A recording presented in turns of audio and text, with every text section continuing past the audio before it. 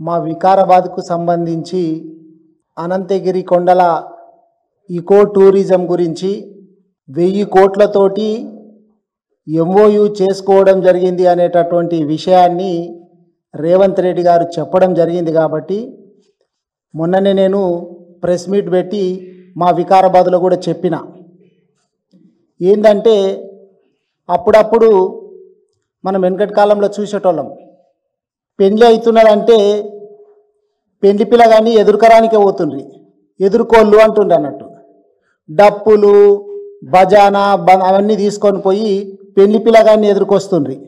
అట్లా రేవంత్ రెడ్డి గారిని కూడా ఎదుర్కోళ్ళలాగా విమానాశ్రయం పోయి ఎదుర్కొని వచ్చిండ్రు. తీరా చూస్తే ఏంటంటే బట్టి గారు చెప్పిరి, ఇందాక అన్న చెప్పినట్లు ఎంఓయు చేసుకున్నంత మాత్రాన పెట్టుబడులు మనకు వస్తాయని కాదు. ఎంఓయు అంటే మెమోరాండమ్ ఆఫ్ అండర్స్టాండింగ్ మాత్రమే.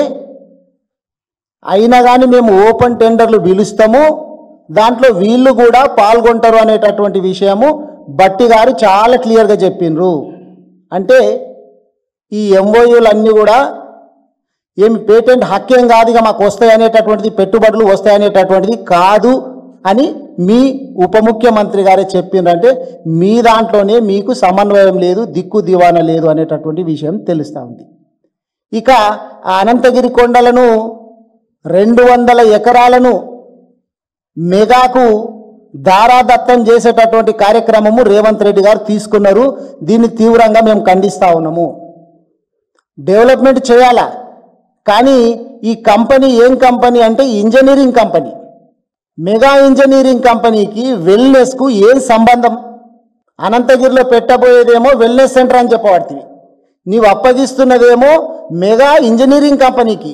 ఇదే కంపెనీని ఒకప్పుడు నువ్వు ఇది ఈస్ట్ ఇండియా కంపెనీ, దీన్ని బ్లాక్ లిస్ట్లో పెట్టాలా, దీనికి ఏమి కూడా ఇవ్వకూడదు అనేటటువంటి మాట్లాడిన నువ్వే పొయ్యి మళ్ళా దావోస్ లోపల 1000 కోట్లకు అగ్రిమెంట్ చేసుకొని వస్తావు.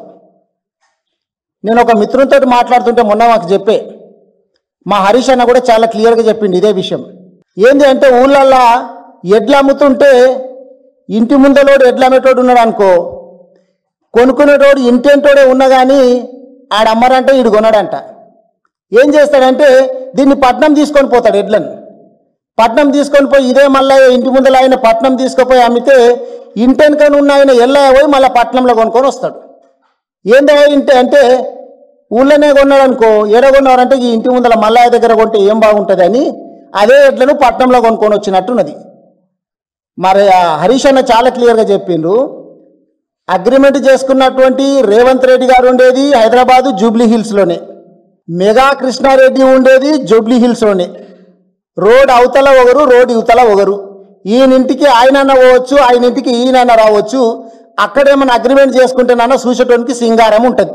మరి మీరు ఇద్దరు కలిసి హైదరాబాద్కి వెళ్ళి ఇద్దరు కలిసిపోయి దావోస్ పోయి అక్కడ అగ్రిమెంట్ చేసుకొని వస్తే దాని అర్థం ఏందన్నట్టు? ఇది మీ అవసరాల గురించి ఉత్తుత్తి అగ్రిమెంట్ అనేటటువంటిది చాలా క్లియర్గా తెలుస్తూ ఉంది. తొందర లోపల వికారాబాద్ నుంచి మేము ఉద్యమం కూడా తీసుకుంటాము. ఎందుకంటే అనంతగిరి గుట్టను మెగా కృష్ణారెడ్డికి దారాదత్తం చేసి రాసియనీకే నువ్వు ప్రయత్నం చేస్తూ ఉన్నావు.